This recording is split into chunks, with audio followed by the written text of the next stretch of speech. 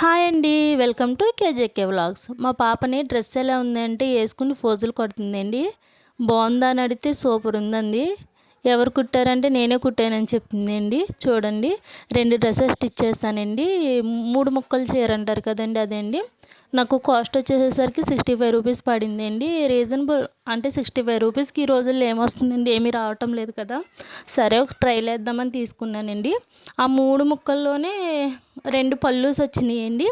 మిగిలింది శారీ వచ్చింది. ఒక పీస్తో అయితే మా పాపకి డ్రెస్ కుట్టి పళ్ళుతో కోట్ కుట్టానండి.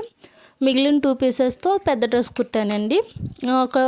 ఈ డ్రెస్ వచ్చేసేసరికి 4 ఇయర్స్ పాపకండి. పెద్దది వచ్చేసేసరికి 7 ఇయర్స్ పాపకండి. స్టిచ్చింగ్ ఎలా ఉందో చెప్పండి, ఫిట్టింగ్ కూడా ఎలా ఉందో చెప్పండి. మా పాపకైతే బాగా సెట్ అయిందండి. 2 డ్రెస్సెస్కి ఒకటే డిఫరెన్స్ అండి, హ్యాండ్స్. దీనికి పట్టు ఉంటుంది కదండి, పట్టు హ్యాండ్స్ పెట్టేశాను ఎల్లో కలర్ది.